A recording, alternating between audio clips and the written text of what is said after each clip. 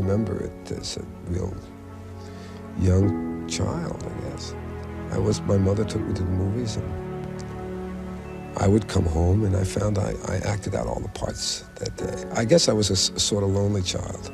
I was an only child, so I was alone, and it was a way of communicating with, I guess, the adults around me, and I don't know, and in school I found that it was a natural thing for me to do. Did you grow up in a tough neighborhood? It wasn't? I would say it was, yeah, in some ways it was.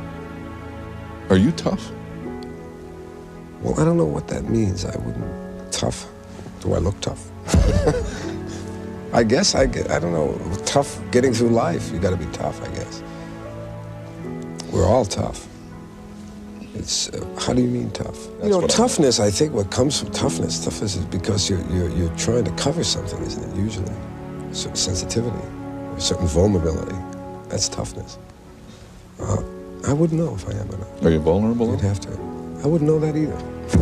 I would imagine I am. There's a certain comfort in playing a character, like I once said, because with a character sometimes you have a real sense of if it's working for you, you know, if you've got it in a way.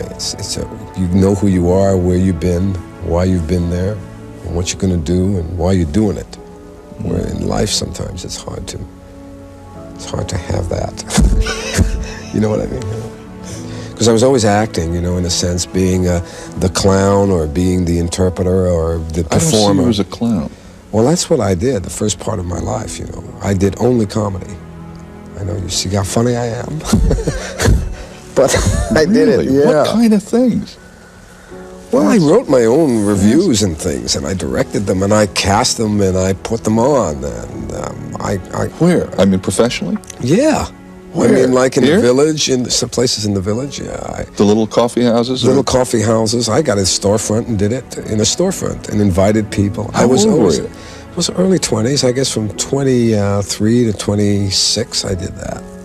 It sort of saved my life at the time because I was, I guess, so depressed and so Now that was that so unhappy that that anything funny was sort of a Release. That's a good therapy, you know, to do things that are funny. I mean, I would think I'm always fascinated by people, funny people, because I think it's interesting to be around them too and watch how they cope. A young person comes to you and says, Mr. Pacino, what is it? What is acting?